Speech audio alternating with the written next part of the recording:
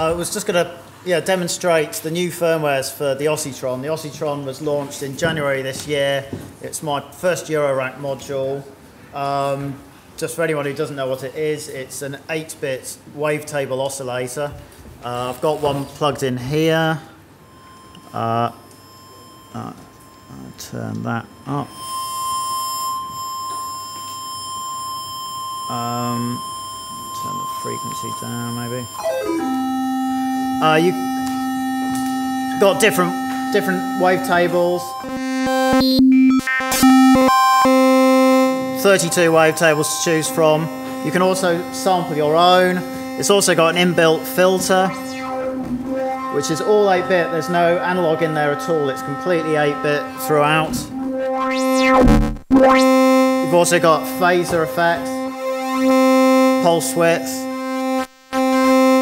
wave crusher. It's a bit like a bit crusher, but on the wavetable. So it's basically just crushing the wavetable.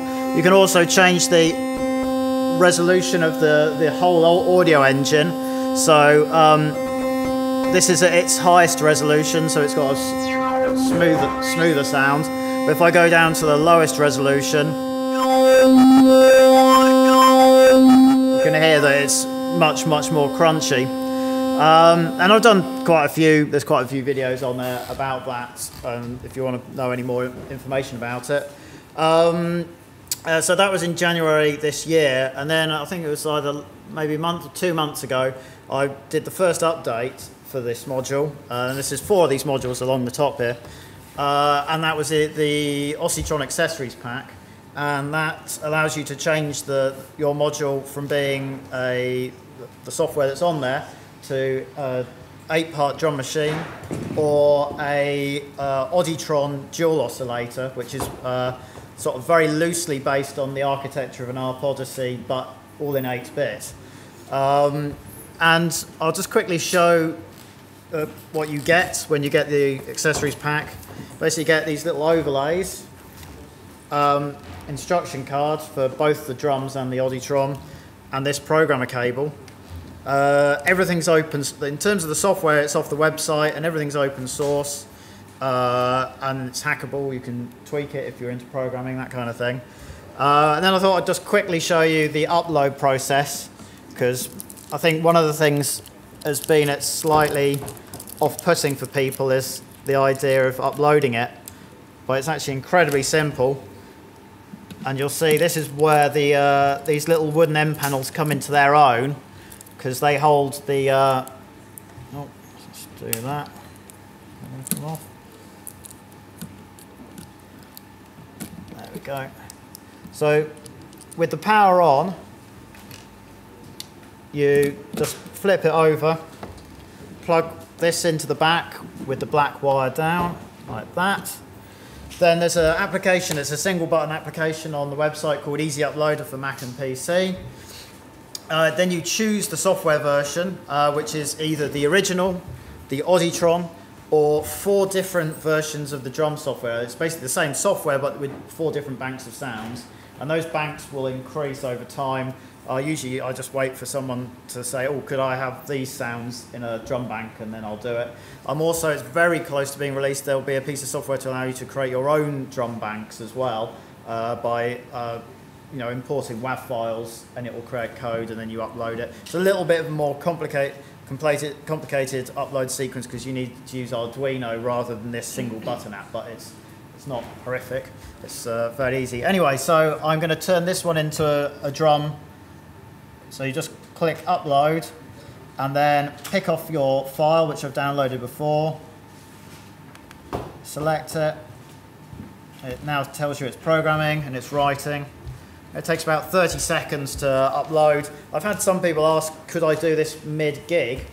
In theory, yes, but I personally wouldn't. I'd just be too, it's just too nerve-wracking, I think, and got enough to think about as it is. But yeah, if you really wanted to switch it from being an oscillator to drums halfway through a gig, then you can. Right, that's finished.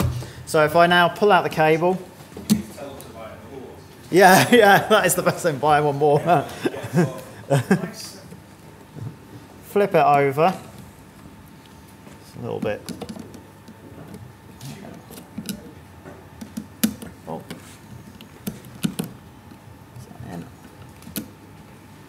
Oh. There we go. Take your overlay, which is the drum, is the one I've done for this one. Get your end panels. There are actually 4 screws, like you'd expect. I've just this one comes in and goes out all the time on my system, and I can't be bothered to do all 4 up. So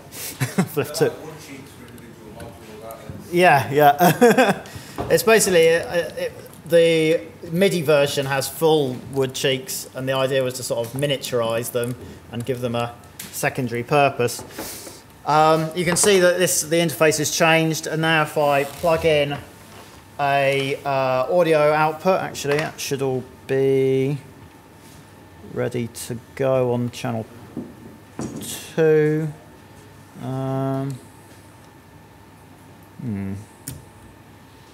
That one there, going to channel 2, and then if I give it a clock, this drum software, I'll go into the details of the drums in a second, but this drum software takes just a pulse per step will set it going, but I'll turn that. If this has actually had drums on it before, if it was a fresh install of a new unit, you wouldn't have any set rhythms on it. It would just be going around on a blank rhythm. And that's it, basically. That is the process. So what I'll do now is go through the features of these 2 new softwares. I'll start off with the drum, and then I'll do the Auditron software. So the drum is an 8-voice drum sequencer, 16 steps. You have a few parameters you can tweak and some CV control. As I said before, it's got a clock input, which is just one, just moves it on a step on every rising edge of the pulse. So I've got this generating pulses just out of the standard clock output. And if I play a bit, I'll use this one, because this one I don't know what's going on with it. So that's just what I've got going at the moment. So that is 8-bit, 11 kilohertz samples. And you've got a global control over the entire sample frequency as well.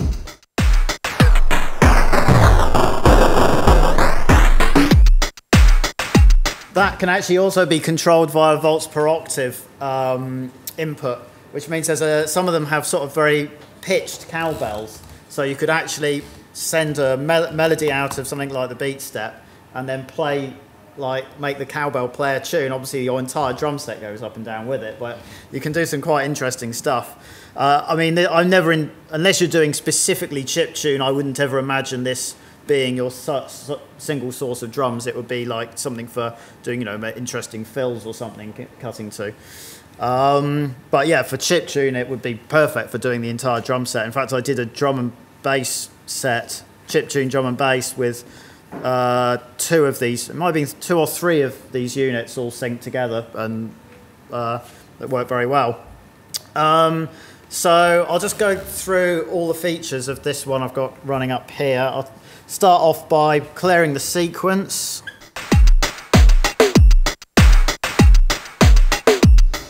So that's just a long hold there. So I pick my drum sound using the top knob, and I enter the steps with the bottom one. So if I go to kick, I'll just do a 4 on the floor.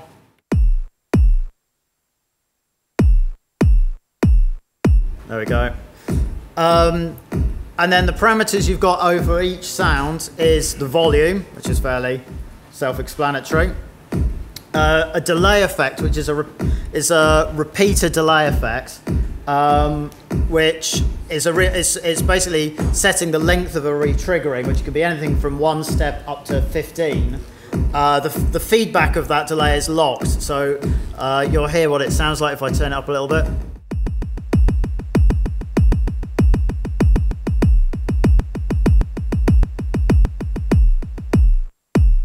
That's obviously a quarter, so it's just going on top of each other.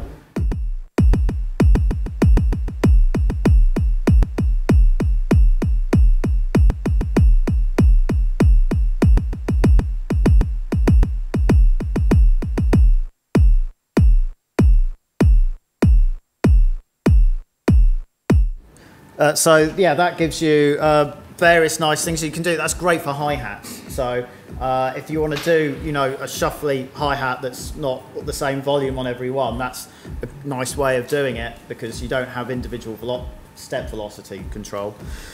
And then the other features we got is the pitch. Let me turn it back up again.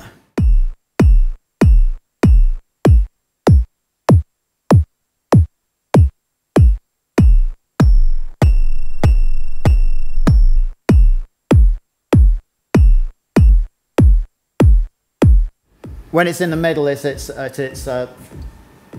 default playback pitch.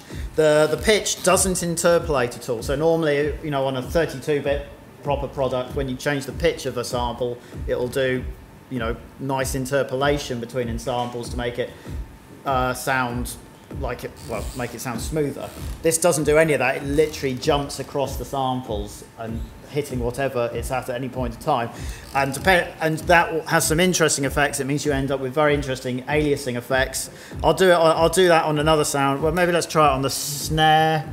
Actually, the best ones to hear that actually is the hi-hats. You can really hear how dramatically the hi-hat changes by not doing any interpolation.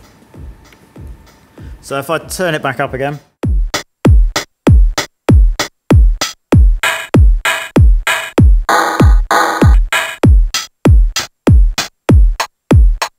You hear there, that sounds very, very different in character to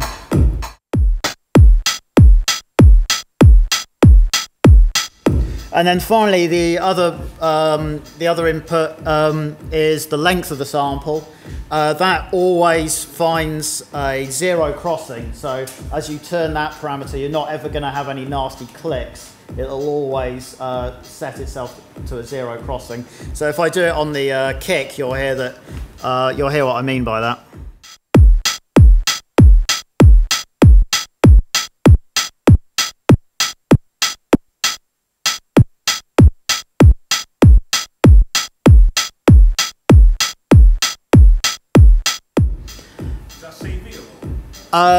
That one is. So that one's CV-able, pitch is CV-able, and volume is as well.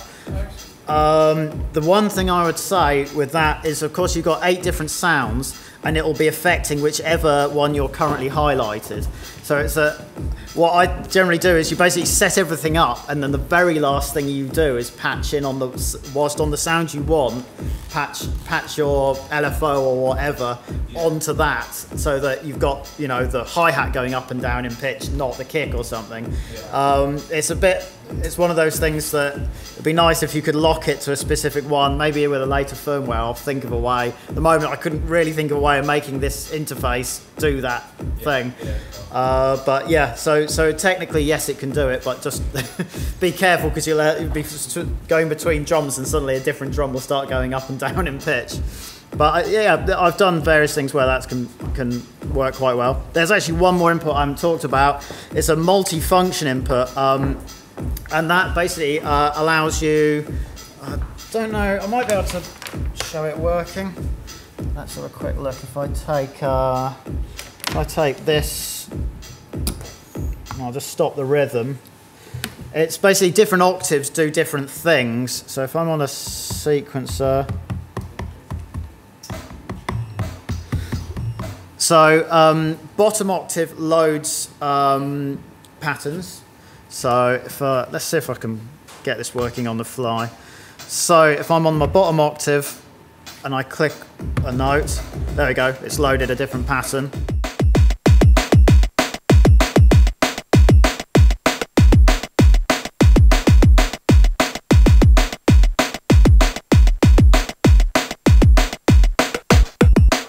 Then on the next octave up is single trigger hits, so. And then from the next octave all the way to 5 volts at the top is just a reset of the loop. So if I go one more octave up, hit play.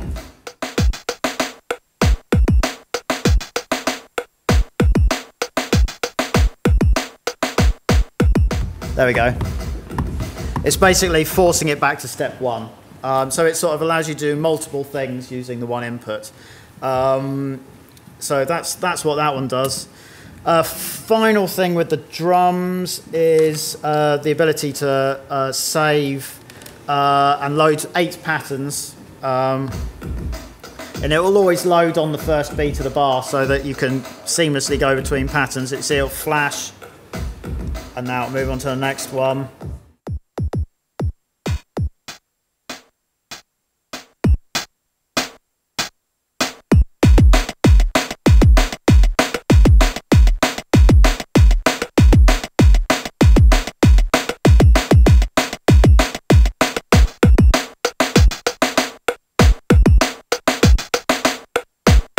I'll just play a little bit of this drum and bass set. I don't really know what's going to be, what we're going to hear, because could be anything.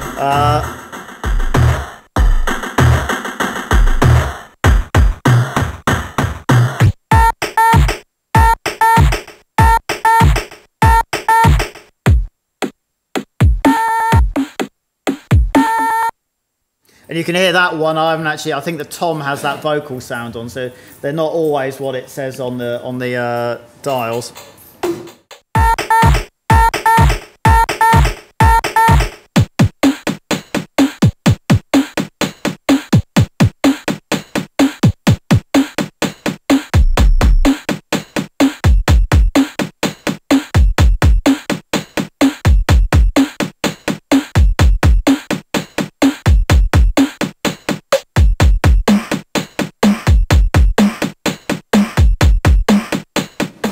Anyway, that gives you an idea of what that one sounds like. And then I'll go on to the Auditron here. Now, this is based on the Auditron software that came out for the app Megatron, was it 2 years ago? I can't remember. And that is it's a dual oscillator, and it's more than just that. It's the entire architecture is programmed in a completely different way to the Auditron software.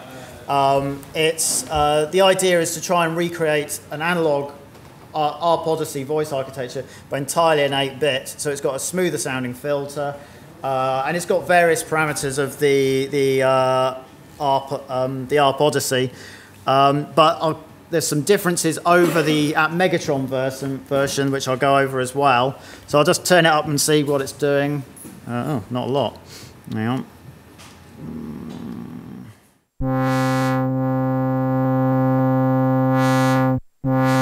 So you can hear that's the filter working on that one. If I compare it to this one,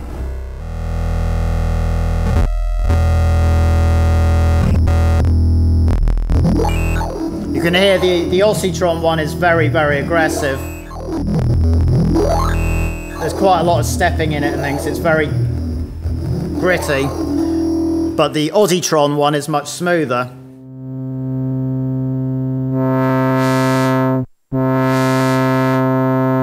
There's 2 different algorithms. That's the smoother one, and then there's a more resonant one.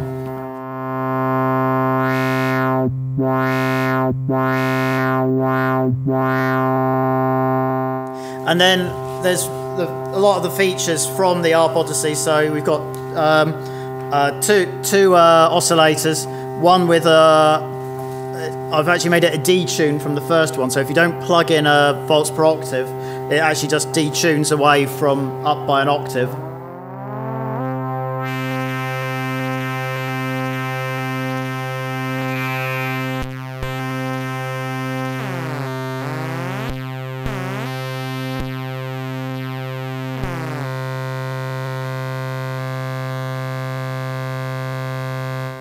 And they can both be pulse waves and square waves. Let me just break this down. So there we go. So that's the pulse wave. You can hear that you can sweep through the different pulse widths there.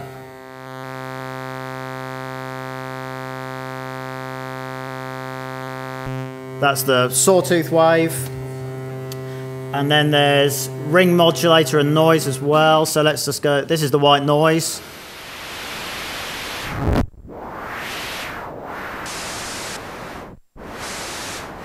Again, this is all 8-bit, and to do white noise on an 8-bit 16 megahertz processor is one of the trickier things to do. It's not actually real random values. It's it's stepping through a table in prime numbered jumps, and every time it goes through a different jump, and then by the time it's done about 51 different sized jumps through this table, the table's actually regenerated a new set of numbers. So it actually gives the feeling of noise, but it's not actually real noise. And certain, you'll find that certain parameters will emphasize that, where it starts to gain a little bit of pitch to it. So it can do some interesting things. That I won't try and make it do that now because it could be here for some time. The other thing is it can be switched to ring mod. I tried to keep the layout of the parameters the same as well. So just like on a real ARP Odyssey, it's noise or ring mod. You can hear the ring mod there.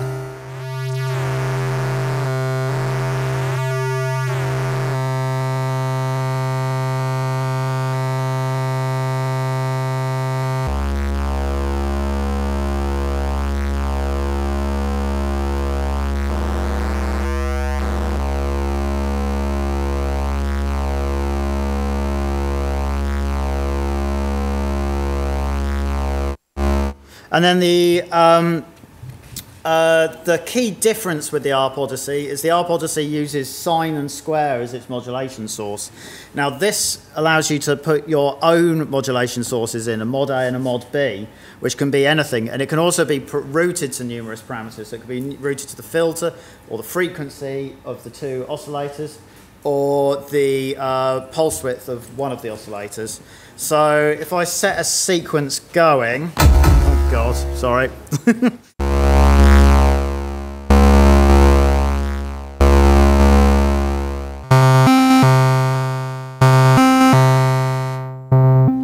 So if I've currently routed using this here, I can set the filter to take the modulation B source. So if I say take the envelope, which I can put that into mod B,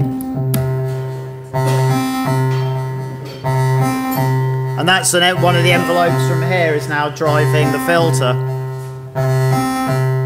But I could also go around to the frequency and get that to use modulation A as well.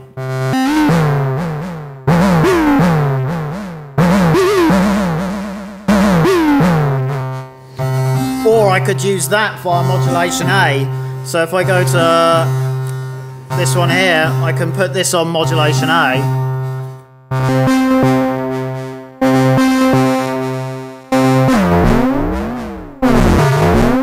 That's on an LFO.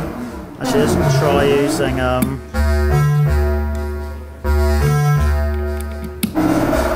there you go.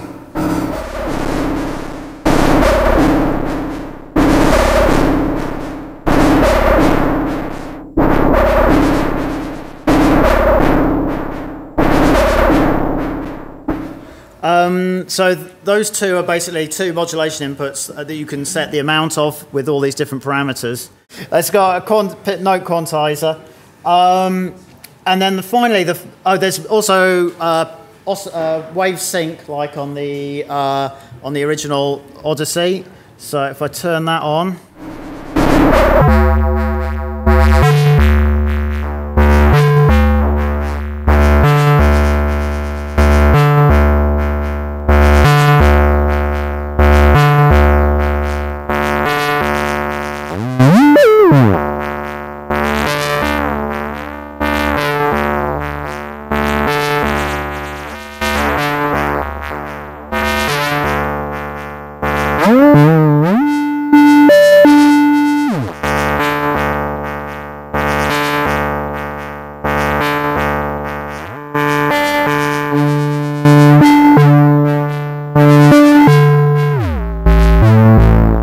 You can hear some of the wave sync sounds coming through there. If I change that one up a bit as well.